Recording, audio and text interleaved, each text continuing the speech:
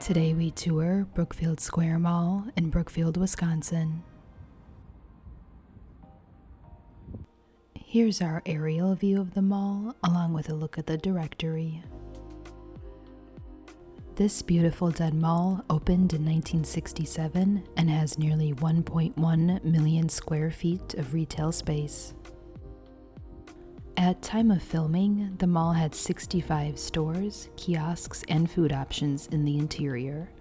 I make that distinction because there are a number of restaurants attached to the building which are only accessible from the outside, or just freestanding restaurant buildings around the parking lot. I'll show you these later. The property was built with 3 anchor spaces. Today, only JCPenney operates as a traditional anchor store. Sears, which was an original tenant when the mall opened, closed in 2018 after 51 years of operations in Brookfield Square. The building was razed just weeks after shutting. In its place stands Whirly Ball, an entertainment venue where you can dine and ride bumper cars, and the Marcus Movie Tavern, an 8-screen dine-in movie theater. The other anchor, Boston Store, also closed in 2018. Let's take a look inside. Here we are walking towards the vacant Boston Store space. Commercial real estate development firm Ergens owns the 16 acres that the building and parking lot sit on.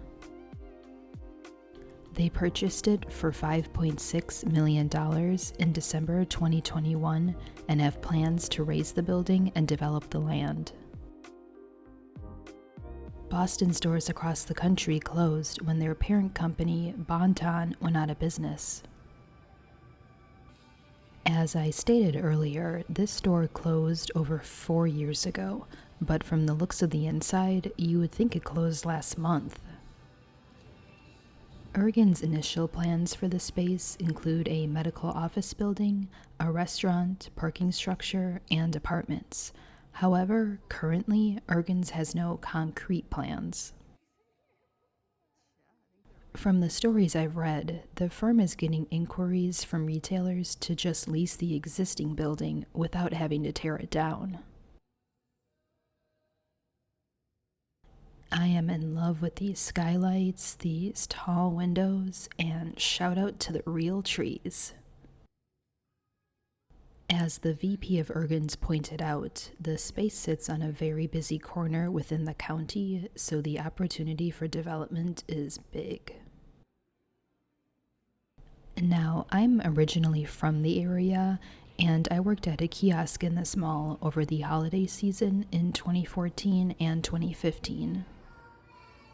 This is the first time I had been back to the mall since about 2016, and the mall I used to know had a lot more stores and a lot more shoppers than what I saw today.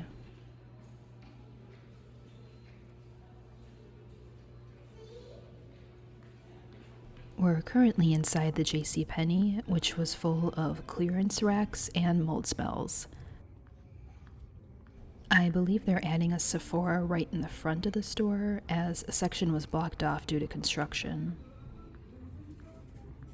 Once upon a time, you could enter the store from that side entrance.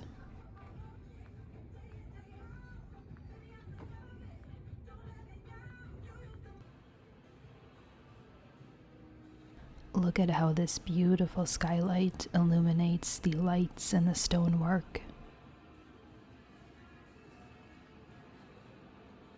The mall underwent a renovation in 2004, and I love all of the character they added.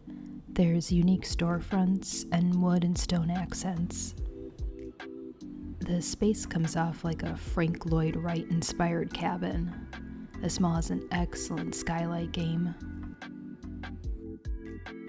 We're walking towards the food court. Like all dead malls, the food court was the busiest spot, but also dead. Straight ahead, they put in a wood-burning fireplace, which is a unique feature.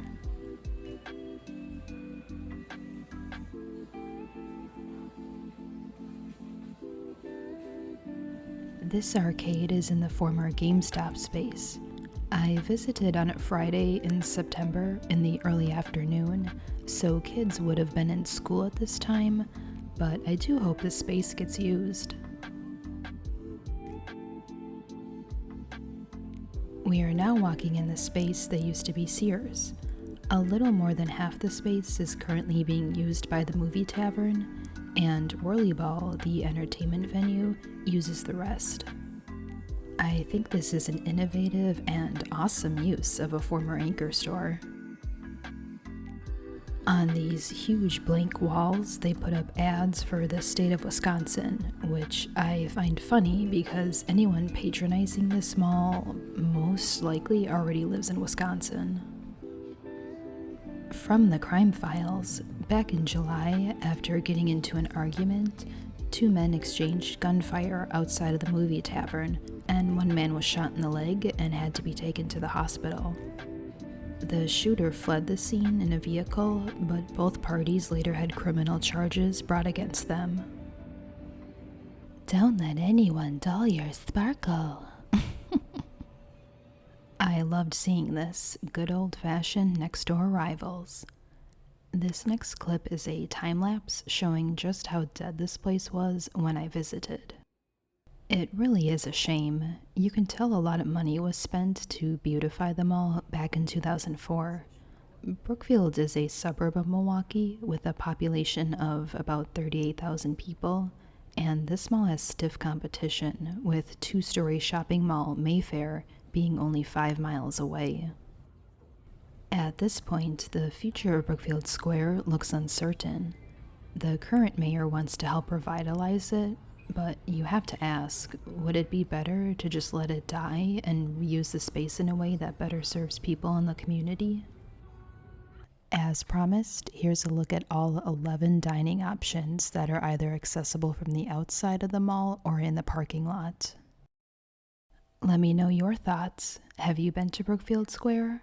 Like this video and don't forget to hit subscribe for more mall content. That was our tour of Brookfield Square Mall, and I want to thank you so much for watching.